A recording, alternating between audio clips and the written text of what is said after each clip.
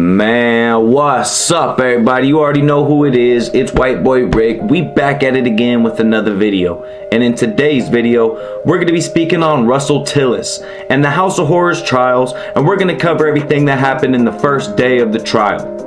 Let's jump into it. Alright y'all, let's jump right into this. So on Tuesday, they got the final jury selected. And it came with a few complications. First, Tillis chose a lawyer specifically that focuses on the Colorado method, and for those of y'all who don't know, that's when the lawyer asks the potential jurors specific questions to see if they're going to lean more towards the death penalty or towards a life sentence. Obviously, Tillis is hoping to get a life sentence and not the death penalty. So he picked a lawyer specifically to try and get specific jurors, and once they finally got the jurors, that came with some complications too.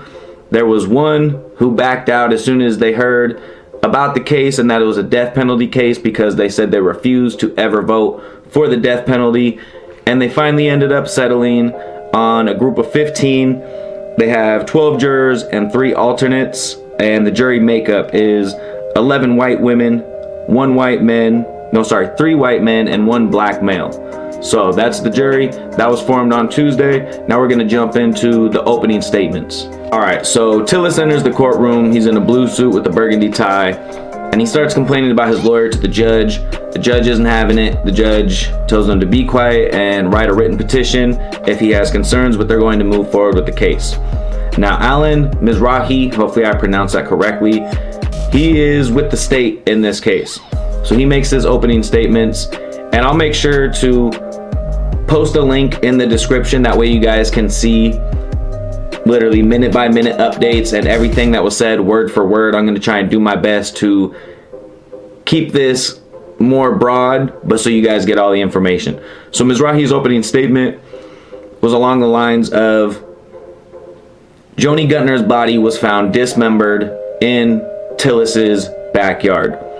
Tillis had spoke with the man Sammy Evans in lockup, and he was talking about his case, right? And there is suspicion that Tillis knew that Sammy was going to speak to police about everything. Tillis ends up telling Sammy that he had women come over to his house, lock him up in this room. Him and his brother would come over and fuck these women for money.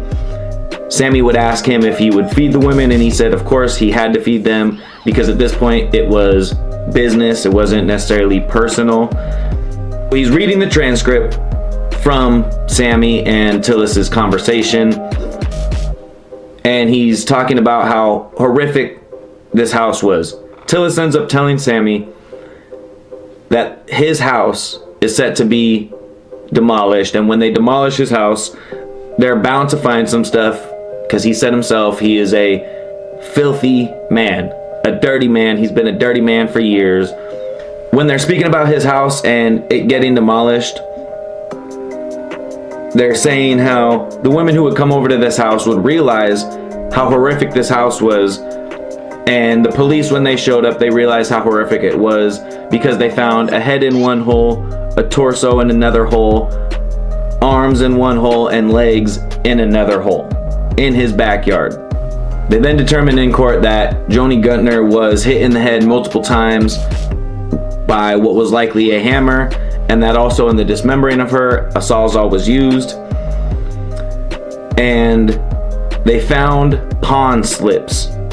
If you go to the pawn store, you pawn something off, you get a little slip for it.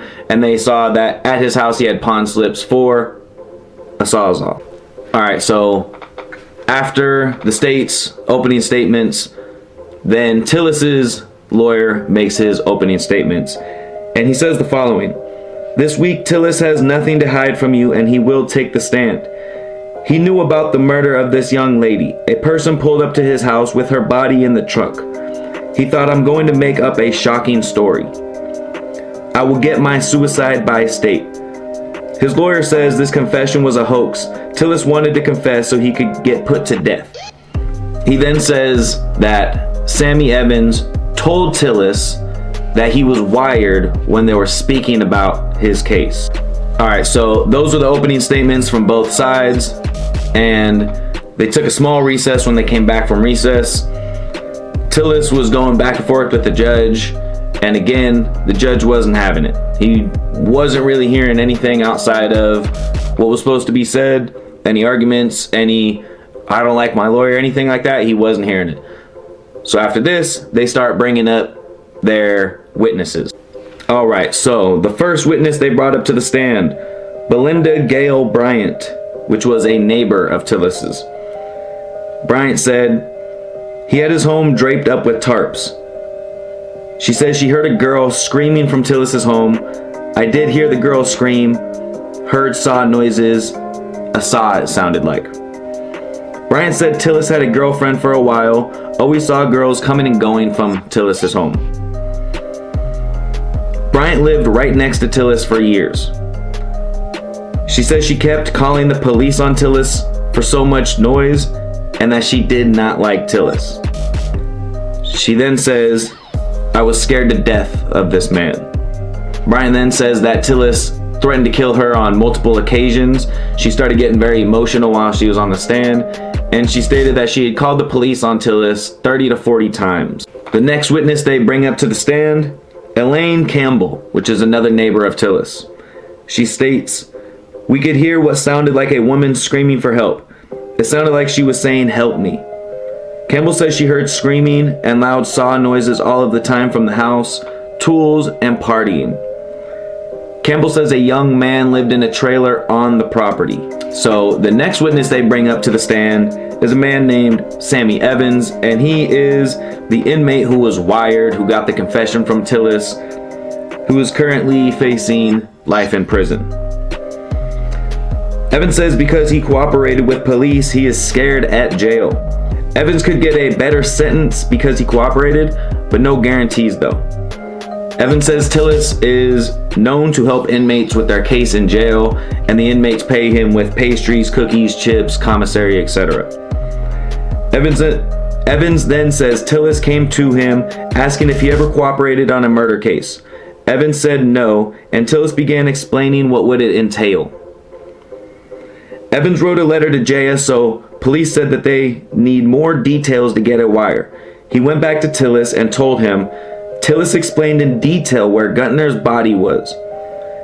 Evans then went back to JSO and drew a map. After drawing the map, he got a wire. Evans wrote on a piece of paper that I have a wire. Tillis wrote on the paper questions to ask him in order for Tillis to confess. Fletcher, which is Tillis's lawyer, is asking Evans more questions about wearing the wire and his intent to get his sentence reduced. Evans is facing life sentence, but will not be sentenced until after Tillis's case is closed. So real quick, while we spoke about Sammy Evans, I just want to throw out there, like I mentioned in my last video, this is what's considered to be a jailhouse snitch.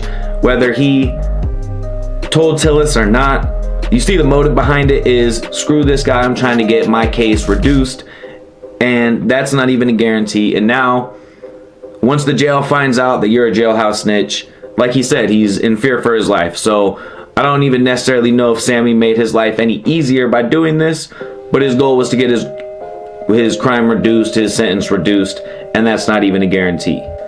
After Sammy ends up leaving the stand, Tillis is then speaking with the judge again, and Tillis objects that Judge Borrello should be presiding over the trial, among other objections.